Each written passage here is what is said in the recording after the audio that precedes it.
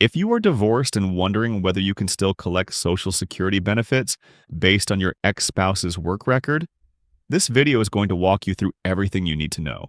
Millions of Americans qualify for benefits they never realized they were entitled to simply because they were married for long enough.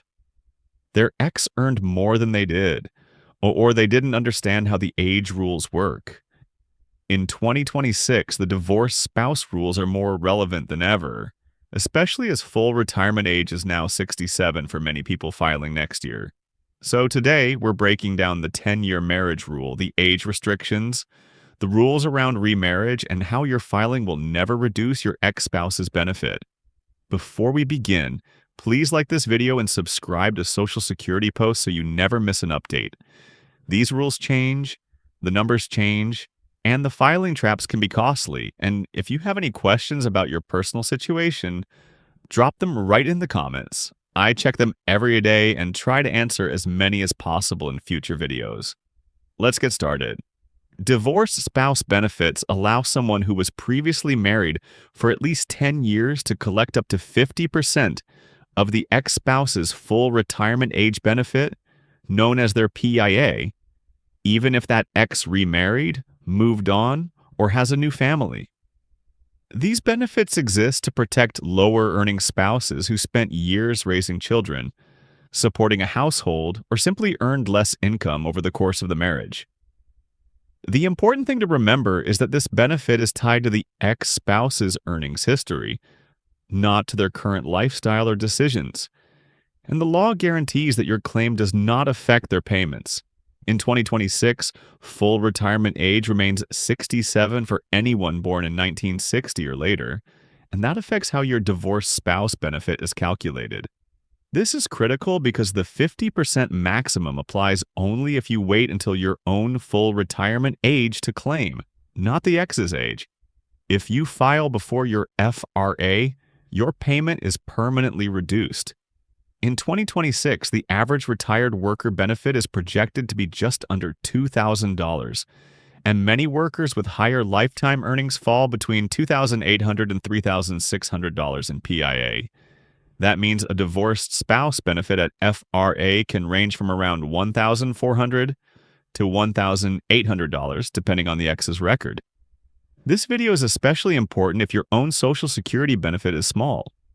Many divorced individuals don't realize that even if they worked and qualify for their own retirement check, they may still receive a top-up based on their ex-spouse's record if the ex's benefit is significantly higher. Social Security automatically calculates this for you when you apply, but only if you understand the rules and file correctly. The Social Security Administration requires that your marriage lasted a full 10 years before the divorce became final. This rule is strict and based purely on legal marriage dates, the date the marriage was recorded and the date the court finalized the divorce. It does not matter how long you lived together before marriage, and separation does not interrupt the timeline as long as the marriage remained legally valid. If your divorce was finalized even a few weeks or a few days short of the 10-year mark, you do not qualify under this rule. This rule often creates confusion for people who had multiple marriages with the same person. The SSA treats each marriage separately unless you remarried the same person within the same calendar year after divorcing. If you married someone for 8 years divorced and then married them again for another 3 years, you would not qualify because neither marriage separately reached the 10-year mark.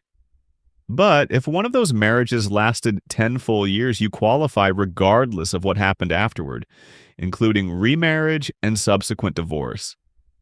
Another important detail, if you have multiple ex-spouses and each marriage lasted 10 years or more, you can qualify on any of their records. Social Security will only pay you based on the highest benefit amount available to you, but having multiple 10-year marriage histories gives you multiple paths to a higher payment. That means someone with 2 former spouses, both with strong earnings histories, may strategically choose the ex whose record provides the greatest benefit.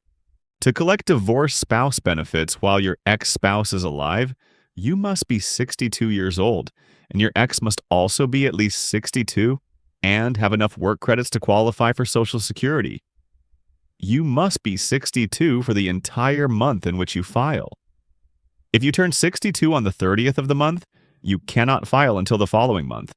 This is a common but often overlooked filing trap. Your ex does not need to have filed for their own benefits unless you have been divorced for under 2 years.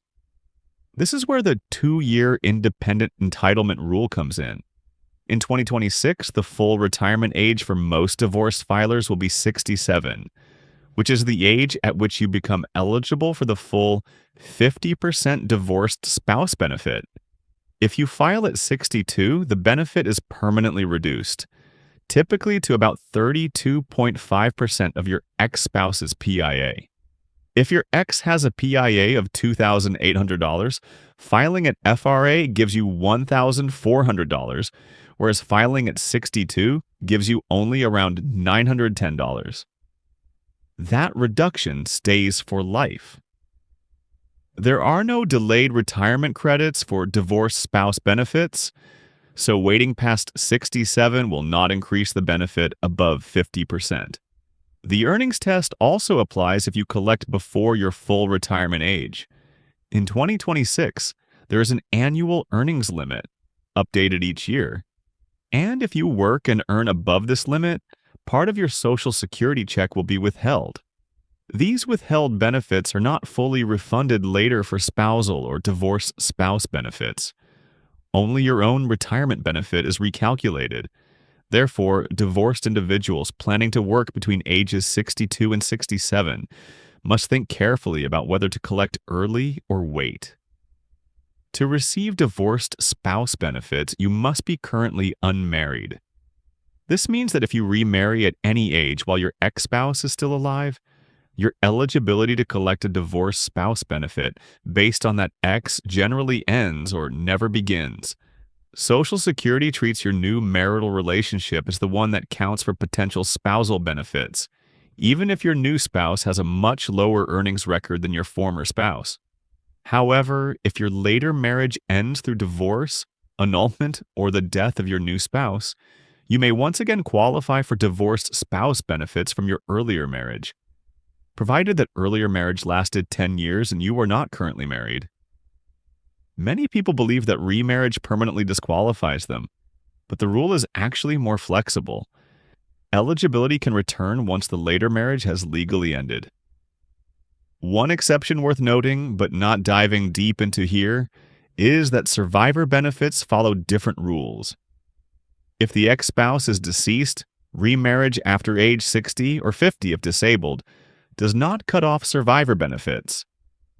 That is a completely different benefit category. For this video, we are focusing strictly on divorced spouse benefits while the ex is alive, where the rule is simple. You must be unmarried to collect. Your ex-spouse must be insured, meaning they worked enough years, typically 10 years or 40 credits, to qualify for their own Social Security benefit. They must also be at least 62 years old for you to claim. But here's the detail most people miss. Your ex does not have to file for their benefit for you to receive yours. This is exactly why the 2-year rule exists. If you have been divorced for at least 2 continuous years and your ex meets the age and work credit requirements, you can collect divorced spouse benefits, even if your ex refuses to file or delays filing for strategic reasons.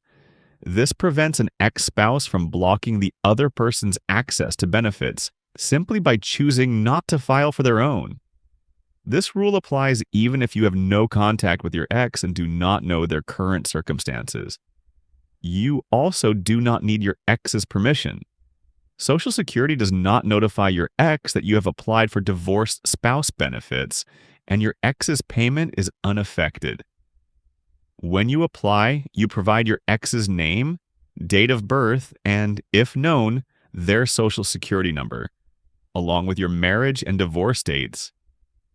The SSA can verify their earnings record independently.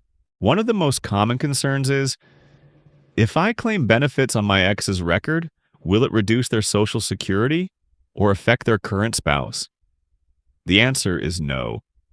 Divorced spouse benefits are completely separate from benefits paid to a current spouse or dependent children.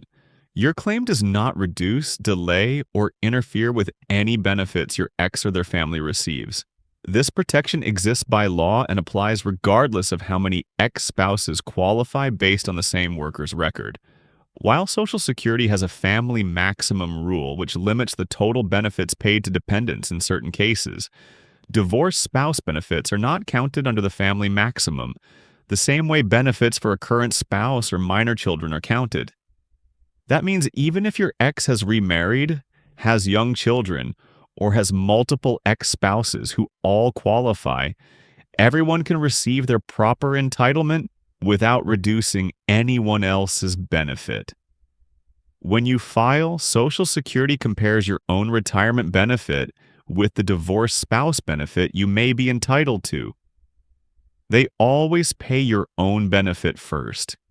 If the divorced spouse benefit is higher, they add a top-up amount so that your total payment equals the higher value. This top-up disappears if your own benefit eventually grows through work or delayed filing. And since deemed filing rules apply to people born in 1954 or later, you cannot choose to collect only the divorced spouse benefit first. You are automatically considered to be filing for both benefits at the same time. Thanks for watching Social Security Post, and I'll see you in the next video.